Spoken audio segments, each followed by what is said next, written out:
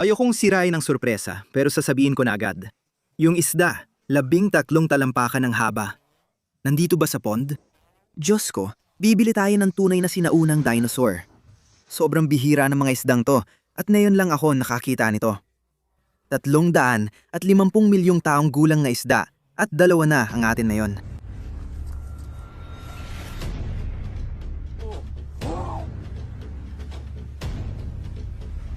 May nakuha tayo!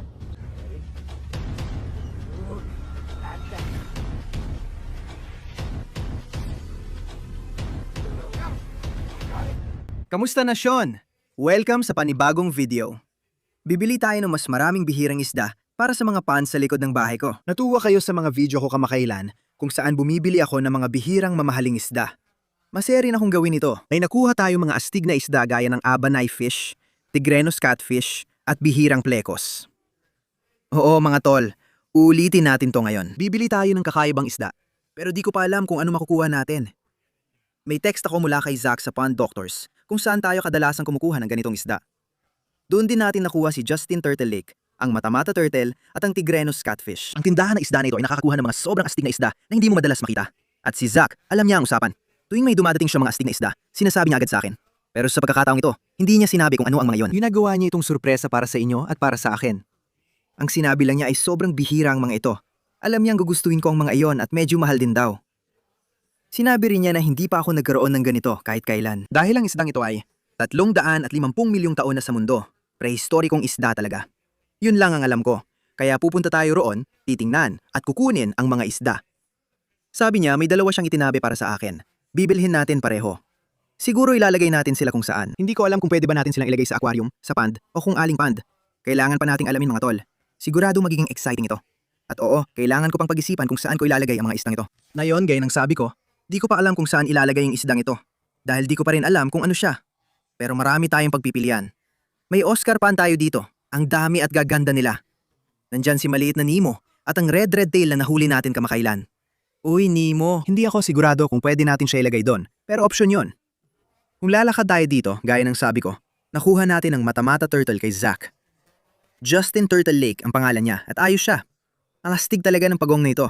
Hindi ko siya kukunin dahil susubukan niya akong kagatin. Pero sa tingin ko, hindi natin pwedeng ilagay ang isda doon dahil pupunitin niya yon at ayaw nating mangyari yon.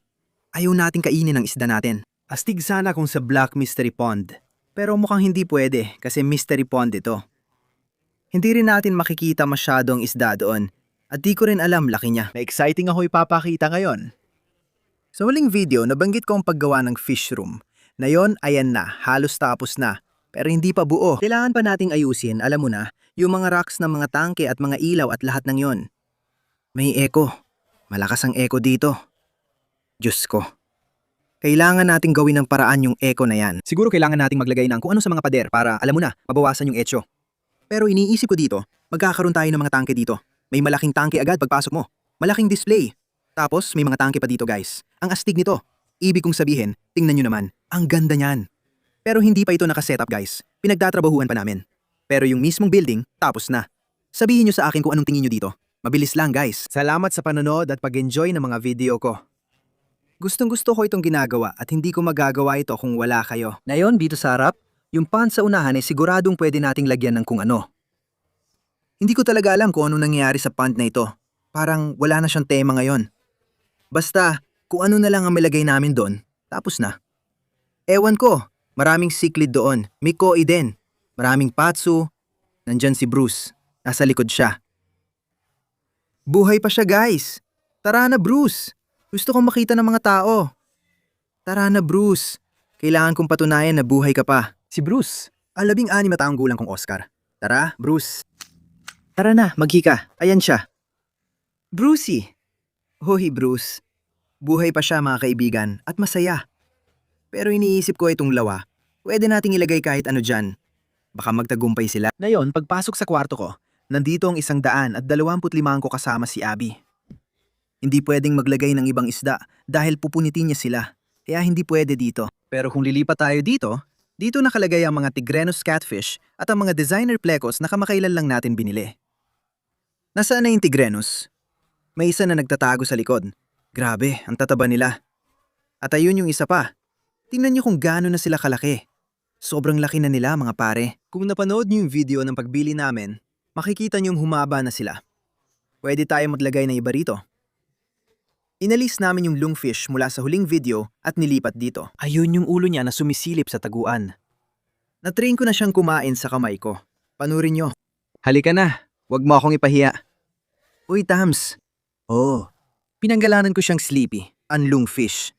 Gusto mo bang kagatin niya ang daliri ko? Oo, si Sleepy ang lungfish at ang galing niya. Mahal ko siya. Huwag nating kalimutan ang pond ng mga mandaraget. Duda ako kung pwede ilagay dito ang isdang bibili natin. Hindi ko alam kung ano yun pero pwede siguro. Kailangan nating tingnan pero malabo ang tubig. Kakalinis ko lang ng mga filter kaya dapat luminaw na agad ito. Mabuti naman at maayos ang lagay ng lahat ng isda. Taas. Tingnan nyo kung gaano kasanay ang mga isda ko mga pare. Taas.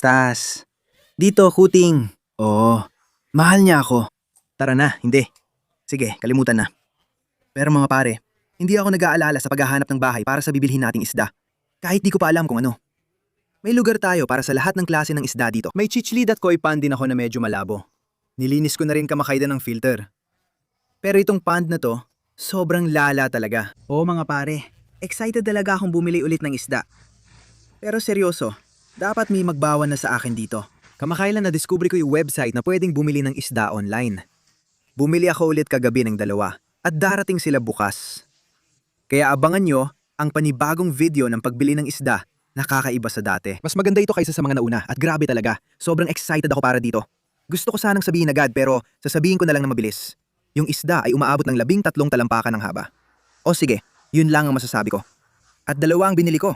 Sige, kailangan ko nung umalis mga pare. Kailangan kong pumunta sa Pond Doctors para kunin yung mga isda ko ngayon. Sabi niya, $300 bawat isa. At wala akong ideya kung anong klase sila pero parang nabili ko na rin naman.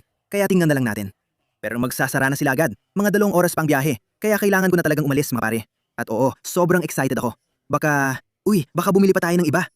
Alam niyo na kung paano to. Laging may kakaibang paninda sa tindang to. Kaya magkita-kita tayo doon. At tingnan natin kung anong klaseng isda ang mabibili natin. Ayos mga pare, nasa Miami na tayo matapos ang 2 oras na biyahe. Nandito na rin tayo sa Pond Doctors gaya ng nakikita sa likod ko. Dito matatagpuan ang mga prehistorikong isda na sorpresa ni Zach para sa akin. Papasok tayo at titingin-tingin. Susubukan kong sumilip ng palihim para makita kahit kaunti ang mga isda. Excited na akong makita sila. Tama mga pare, nasa pader na tayo ng mga tangke. Di ko pa makita si Zach, pero hanapin ko yung isda na pinili niya. Delikado sa bulsa ang tindahan to mga pare. Diyos ko, ang laki ng gold gourami na yon. May 4 pa silang albino arowana dito. Hindi ko kasama si Helen na yon, pero gustong gusto niya mga isda na yon. Sabi ko, pag 15,000 likes, bibili ko para sa kanya. Malapit na yung video na yon. Sana hindi nga ito makita. Pero oo, bibili natin lahat ng 4 na albino arowana para sa kanya. Grabe, ang wild nun. Tingnan nyo itong mga to. Mga baby gourami sila. Sila yung mga lumalaki ng ganun kalaki. Tingnan nyo itong mga to, Tiger Scouts. 150 bawat isa. Tingnan nyo sila, aggressive sila. Tingnan nyo yun, ang astig nila. Hindi pa ako, Diyos ko. At pati itong isang to, yan ay Planiceps firewood catfish. Ang astig nun. Gusto ko siya, baka bilhin ko. Ang lupit niya, hindi pa ako nakakakita ng ganun dati. Pare, ang dami talaga nilang mga astig na isda dito. Tingnan mo tong isa, baby mabu puffer siya. Ang cute niya, di ba? 350. 350 mga tol. Kung dapat ba akong kumuha ng pufferfish, sabihin nyo lang at tingnan nyo. Ayan yung maliit na baby Tigrenos catfish na hindi ko kinuha dati. Nung balak ko pa lang silang kunin, may 2 silang ganito na dinala para sa akin. Pero sobrang liit nila. Meron din silang mas malalaki nun, kaya ang kinuha ko yung mas malalaki. Pero nandito pa rin yung maliit na baby. Ngayon, wala akong nakikitang mukhang prehistoric. Ewan ko. Oo, baka yun na nga. May beaser dyan, saddle beaser. Ewan ko, parang prehistoric yon pero di ako sigurado kung yun ang tinutukoy niya. Paglabas sa kabila, makikita ang mga pond. May maliit na albino red-eared slider dito. Ang astig! Malalaki ang mga koi dito. Naisip ko kung magkano ang mga ito. Ang lalaki nila. Gusto ko talaga yung isa. Ang astig ng gold butterfly. Pero hindi yun ang prehistoric na isda na hinahanap natin. Sabi ko sa huling video, pag 15,000 likes, bibiling ko yung isa pang mata-mata na pagong. Ilang paso nyo? Parang 30,000 likes na ngayon. Hindi pa. Huwag mo sabihing nabenta na nila, kukunin ko sana siya. Guys, may isa pang mata-mata na pagong dito. Sabi ko kapag naabot ang like goal, bibilin ko yon para sa isa ko pang pagong. Makakakuha rin tayo ng mga albino arowana. Tinanong ko siya sa higanting arowana. Sabi niya ayaw pa ibenta, pero baka kaya natin siyang kumbinsihin. Nasaan si Zach? Kailangan kong hanapin si Zach. Hindi ko alam kung nasaan ang mga isda ko. Hindi ko rin alam kung ano ang hinahanap ko. Ayan siya, nandyan si Zach. Kanina pa kita hinahanap. Tingnan mo, nasa pond ba? Dito, miss. Grabe, Diyos ko. Hindi. Is dang catfish. Hindi. Paddlefish? Pare, di ko alam na pwede kang kumuha ng paddlefish. Diretso, Pamula, Mississippi. Talaga? Hindi nga. Mga para tingnan nyo to, ang astig niyan. Noon ko pa gusto yan pero ewan ko bakit. Akala ko alamat lang sila. Astig talaga. Tingnan nyo mga pare, paddlefish yan. Lumalaki rin sila, di ba? Nakakita ako ng litrato. 7 talampakan? Hindi nga. Nakakatawa talaga silang tingnan. Oh, tingnan mo kung gaano kalaki ang mga ilong nila. Hahawakan mo lang sila sa ilong? Oh, hahawakan mo sila sa ilong. Diyos ko. Ayokong saktan ng taong to. Pare parang mga totoong dinosaur to. Ibig kong sabihin, tingnan mo yan. Grabe itsura niyan. Lumalaki talaga. Sabi mo 7 talampakan ng haba, di ba? Sapat na laki ng lawa. Nakakabaliw talaga. Ang dami mo ring isda dito, pati sturgeon, di ba? Magkakapareho sila ng mga pangangailangan. Astig din talaga ang mga sturgeon. Oh, astig sila. Ang galing. Ayan pala ang sturgeon. Gaano kalaki lumaki ang sturgeon? Russian sturgeon ito, hindi yung umaabot ng 11 kalampakan o higit pa. Russian sturgeon. Sa tingin ko, mga 3 hanggang 4 na talampakan lang ang laki ng mga ito. Ayos. Ang astig ng mga yan, pare. Kailangan mo nang tumigil. Kailangan mo nang tumigil sa pagbili ng mga kakaibang, alam mo na, isda. Mauubos pera ko. Kailangan may pumigil. Ako ang dapat tumigil sa pagbili ng mga yan. O ikaw ang tumigil sa pag-import ng mga yan. Ang astig nila. Sabi ng isa sa mga staff ko, tinuruan daw niya ito or tinuruan niya ang mga sturgeon na kumain mula sa kanyang kamay. Paano nga ba kumakain ng paddlefish? Ano ba ang kinakain nila? Hindi ko maisip kung paano sila kumakain gamit ang malalaki nilang ilong. Ayon sa lahat, ginagamit daw nila yon para hanapin ang pagkain nila sa mundo. May kinalaman daw sa electromagnetic pulses. Nag-iimbento na naman ng salita si Zach, mga pare. Sige, kukuha tayo ng 2 paddlefish. Ang tagal na ng mga to. 350 milyong taon na silang nabubuhay. Bibili tayo ng totoong prehistoric dinosaur ngayon. Kukuha tayo ng 2. Astig yun! Anong pond? May 7,200 galon akong predator pond. Meron akong Oscar pond, na isang bilog na pool pond. Meron din akong parang koi pond. Sasabihin ko siguro sa koi pond or sa Oscar pond muna dahil sobrang liit pa nila. Malalaman din natin yan. Sana maganda kalabasan nila. Oo, paglaki nila, ilalagay sa 7,000 at 200 galon na pond. Astig! Excited ako. Sige, kukuha tayo ng 2. May dala akong cooler. Ayos na. Astig yun. Di ko alam, inaasahan ko. Pero hindi paddlefish. Siguro dapat inudol niya na lang, hawak sa tuka. Ginawa ko na yun dati. Sige, nilalagay na namin sa bag ang paddlefish. Nakakatawa yung isa. Diretso lang siyang lumangoy papasok sa lambat. Ayun na yun. Ang saya nun. Kunin mo lang sila ng ganyan. Unang paddlefish. Ang astig nila pare. Excited ako, ang cool nila. Ano pangalan niya, Zach? Gonzo. Ang ilong. Dapat Pinocchio ang itawag natin sa isa. Pinocchio. Ayan na. Ayan na siya. Maayos siya. Mga pare, naipasok na natin sa kahon ng 2 paddlefish. Kung nag-enjoy kayo sa mga video kung saan, Pumupunta kami dito at bumibili ng mga kakaibang isda. Ang kailangan nyo lang gawin ay mag-scroll sa baba at mag-iwan ng like. Zach, kailangan mong tumigil. Tigilan mo na ang pagbili ng mga sobrang kakaibang isda. sige mga kaibigan, tulad ng sabi ko, yung higanting arowana sa huling video, pinag-usapan natin na baka makipagkasundo o magpresyo. Ito na ang pinakamalaki na nakita ko. Kinausap mo na ba tatay mo?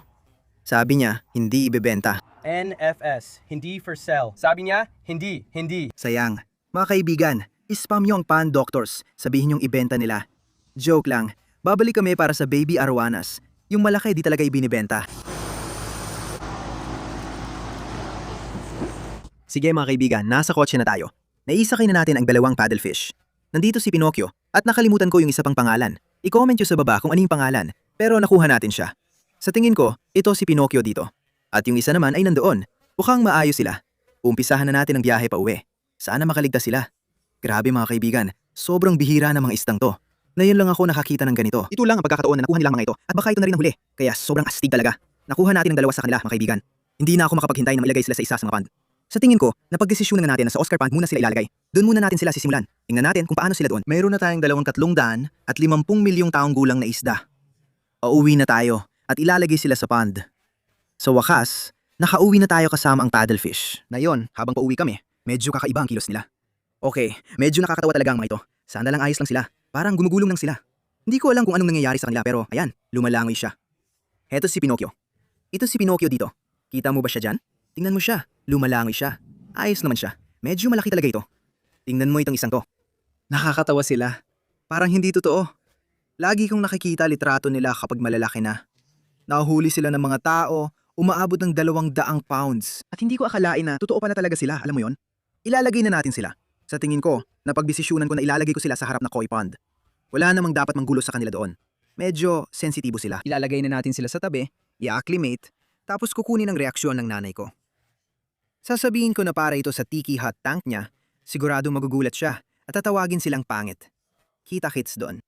Sige, ito na mga kaibigan. Tingnan nyo, nandito na ang dalawa nating paddlefish. Ang laki nitong isa. Mas malaki talaga ito kaysa sa maliit na ito. At oo, ito ang pond na paglalagyan natin sa kanila. Kagaya ng sinabi ko, hindi ko rin alam. Wala talagang tema itong pond na ito. Parang halo-halong isda lang. Dapat okay muna sila dito hanggang lumaki, saka natin ililipat sa 7,000 at 200 galon na pond. Oh, nandito na si Mama. Halika na, may isda ako para sa tiki hot tank mo. Sabi mo gusto mo ng magaganda at makukulay na isda, tulad ng discus? Oh, tingnan mo, discus ang mga ito. Hindi, sabi mo discus sila. Oh, sila nga. Sabi mo gusto mo ng discus. Itim at pangit ang mga yon. Para yan sa tiki hot tank mo, ang gaganda at makukulay nila. Kukuha ako ng discus para sa'yo. Handa ka na? Ilan ang likes? 2. 2 like? Tara na. Kampi ka sa akin. Karapat dapat siya sa discus. 1 like. Sa ngayon, ilalagay muna natin sila sa pond. Hindi sila discus pero paddlefish ang tawag sa kanila, Mama. Sinaunang isda sila. Astig din ako, guys. Ang unang paddlefish ay fully acclimated na. Nakakatawa kasi hinahawakan mo lang sila sa ilong. Kailangan lang mag-ingat. Ngayon, parang ihagis mo na lang sila. Ayan siya, tingnan mo. Ang ganda niya dito. Mahirap talaga ito. Ayan siya. Ayan siya. Ayos itsura niya. Lumalangoy na siya. Nandyan na ang unang paddlefish. Mahirap makita dahil sobrang itim nila. Ang astig ng itsura niya. Kita mo siya ng maayos. Sige, ilagay na natin ang kaibigan niya. Heto na ang pangalawa. Medyo mas maliit itong isa. Halika dito, bigay mo ang ilong mo. Nakuha ko siya. Sige, tignan mo kung gaano kaastig ang mga isdang yan. Ayan na pare, tignan mo yan. Ihagis mo siya para makalangoy na siya. Oo, ayan ang isa doon. Tignan mo siya. Lumalangoy siya at mukhang maayos. O mga pare, nasa lawa na ang sinuunang isda. 2 paddlefish ang nadagdag sa koleksyon natin. Babantayan natin sila at sana maganda ang kalagayan nila. Marami tayong oxygen na kailangan nila. Nasa likod silang 2 at ayos naman. Heto ang isa rito. Mukhang maayos sila.